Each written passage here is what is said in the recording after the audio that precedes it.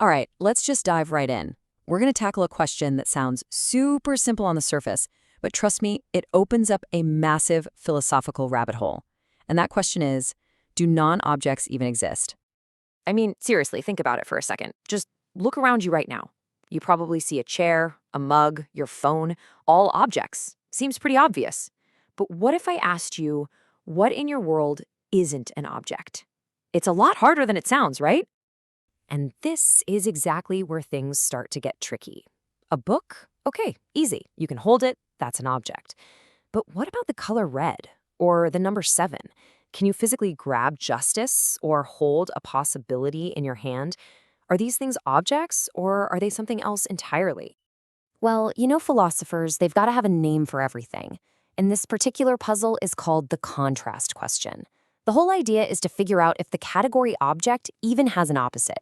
It's like, if object is heads on a coin, is there even a tails on the other side?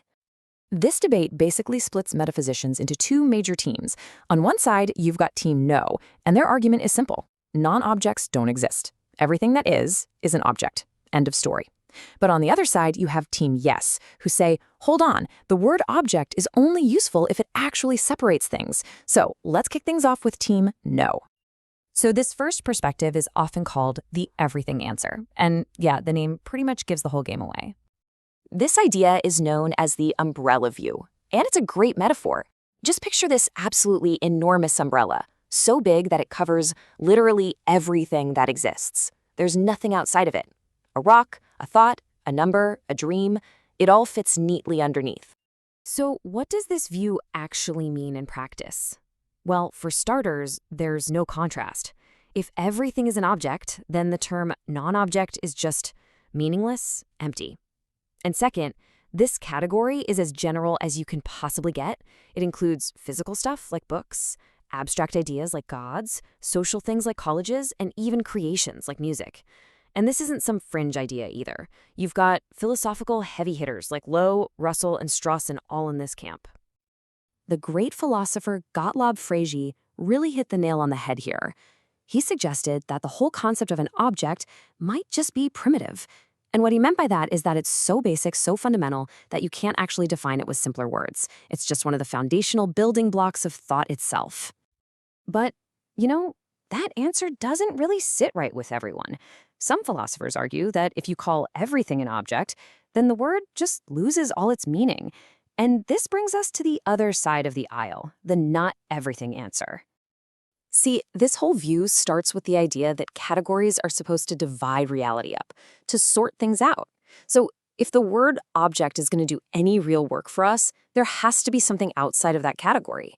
And that, of course, forces a really big question. If not everything is an object, then what are the non-objects?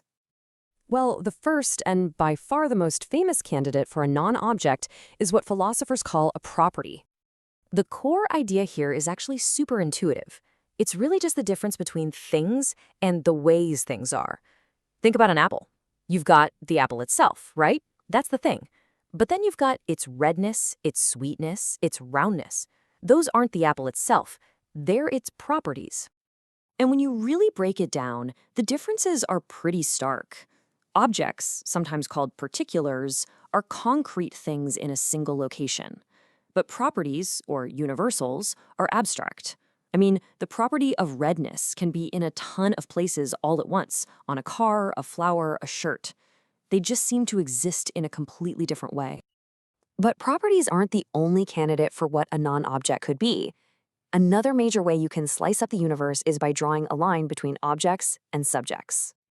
And this distinction is really simple, but also really profound. An object is an it, like a rock. It's just there. It doesn't have a point of view. But a subject is a you, a conscious being that's defined by its ability to have an experience. It has an inner life.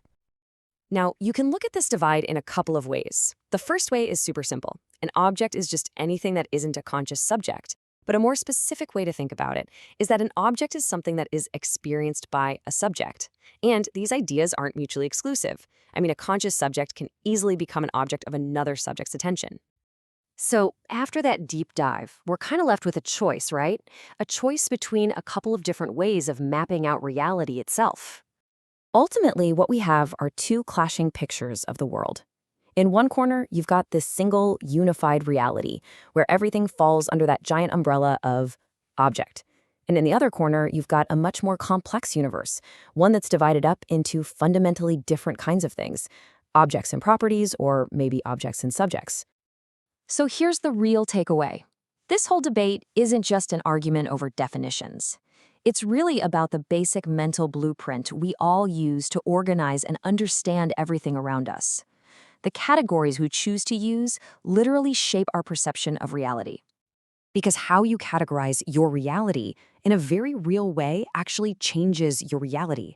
So that leaves us with one last question to think about. What's in your universe? Is it just a world full of objects, or is there room for something more?